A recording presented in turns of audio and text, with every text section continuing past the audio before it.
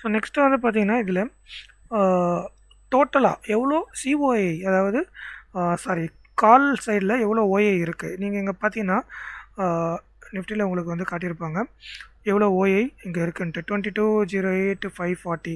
So ஆக்சுவலாக இது update ஆன டைம் வந்து பார்த்தீங்கன்னா உங்களுக்கு 10:17. பட் நம்மளோட எக்ஸலில் நான் இன்னும் ரெஃப்ரெஷ் பண்ணல.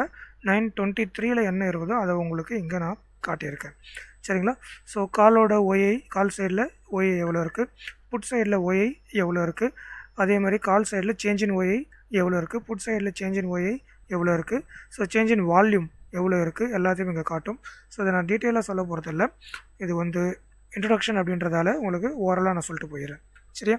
ஸோ ஒரு டைம் ஃப்ரேம் நான் வச்சுருக்கேன். இந்த டைம் ஃப்ரேம் வந்து ஆக்சுவலாக ஒரு ப்ரோக்ராமுக்காக போட்டது. இப்போ இது தேவைப்படாது. நெக்ஸ்ட்டு இந்த டைமு, அந்த ஸ்பாட் வேல்யூ, ஒவ்வொரு டைமுக்கும் என்ன ஸ்பாட் வேல்யூ இருக்குன்றதை உங்களுக்கு இங்கே காட்டும். ஸோ 10:23க்கு வந்து ஸ்பாட்டு 22:63ன்னு காட்டுது. ஸோ நம்ம இன்னும் ரெஃப்ரெஷ் பண்ணலை. ரெஃப்ரெஷ் பண்ணால் இங்கே டைம் அப்டேட் ஆகும். ஓகேவா? ஸோ ஓஏபிசிஆர் இது வந்து பொசிஷனல் சொல்லுவாங்க. ஸோ வால்யூம் இது இன்ட்ராடே. ஸோ இப்போதைக்கு 9:23 இன்ட்ராடே வந்து செல்லில் இருந்தது. ஸோ வீக்லி பொசிஷன் வந்து பார்த்திங்கன்னா பையில் இருந்தது நிஃப்டியை பொறுத்த வரைக்கும். ஸோ இப்போ எப்படி இருக்குன்றதை நம்ம பார்க்கலாமா?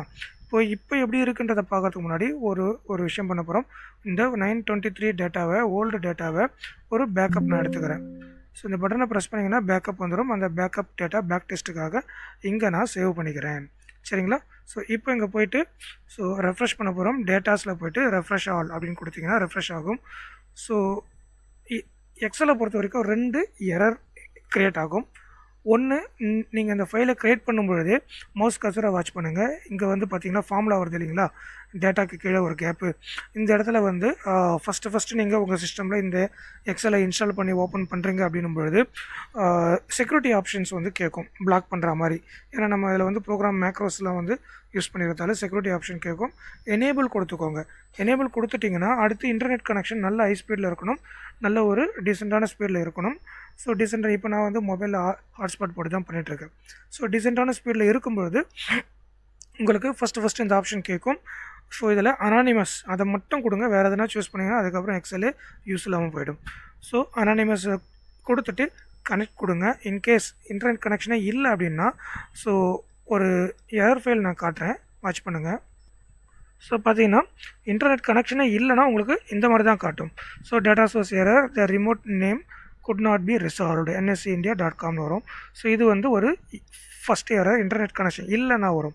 இன்டர்நெட் கனெக்ஷன் இருக்குது ஆனால் எனக்கு வந்து காட்ட மாட்டுது அப்படின்னும்பொழுது உங்களுக்கு அதோட எரர் எப்படி இருக்குன்னு பார்த்தீங்கன்னா, சாரி, ஸோ இதோட எரர் நெக்ஸ்ட்டு எப்படி இருக்குன்னு பார்த்தீங்கன்னா, ஸோ இப்போ நீங்கள் பார்க்கக்கூடிய இந்த அனானிமஸ் எரர், இந்த எரர் வந்து வரும். இது வந்து கனெக்டிவிட்டியில் இஷ்யூ. இன்டர்நெட் இருக்குது, கனெக்ஷனில் தான் இருக்குது, பட்டு என்எஸ்சி வெப்சைட்டோட கனெக்டிவிட்டி இஷ்யூ இருக்குன்னா இது வரும்.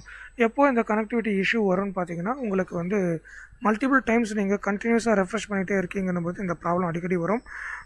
இது வந்து 5 மினிட்ஸ் ஒன்ஸ் ஆட்டோமேட்டிக்காக ரெஃப்ரெஷ் ஆகிற மாதிரி இருக்குது. ஆனால் என்எஸ்சியில் என்ன பண்ணுறாங்கன்னா ஒரு ஐபி அட்ரஸை வந்து ட்ராக் பண்ணுவாங்க குக்கீஸ் மூலிமா. ஸோ நீங்கள் மல்டிபிள் டைம்ஸ் நீங்கள் அப்டேட் பண்ணும்பொழுது இந்த எரர்ஸ் வந்து நீங்கள் ஃபேஸ் பண்ண வாய்ப்புகள் அதிகமாக இருக்குது. இப்போ நான் என்ன பண்ணுறேன்னா சம்டைம்ஸ் வந்து எரர் வரும்பொழுது மொபைல் ஹாட்ஸ்பாட்டில் போட்டுப்பேன். சம்டைம்ஸ் வந்து பப்ளிக் ஒய்ஃபை நான் எங்கே ஒர்க் பண்ணுறேனோ என்னோடய ஆஃபீஸோட ஒய்ஃபைல போட்டு நான் செக் பண்ணிப்பேன். ஓகேவா? Okay friends. ஸோ இப்போ வந்து நீங்கள் கனெக்ட் பண்ணிவிட்டு கனெக்ட்ன்ற ஆப்ஷனை கொடுங்க.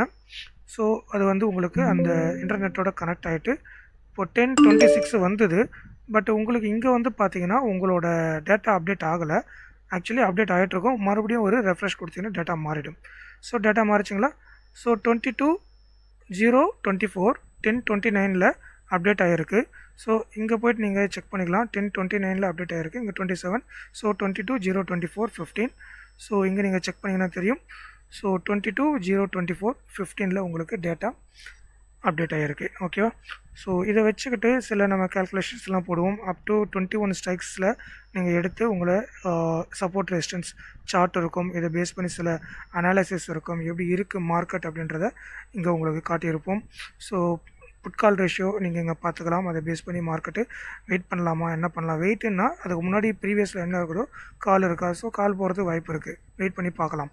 ஸோ நெக்ஸ்ட் இங்கே வந்து பார்த்திங்கன்னா மார்க்கெட்டோட ஸ்டேட்டஸ் இப்போ வந்து இன்ட்ராடேல செல் இருந்தாலும் செல் இருக்குது. ஸோ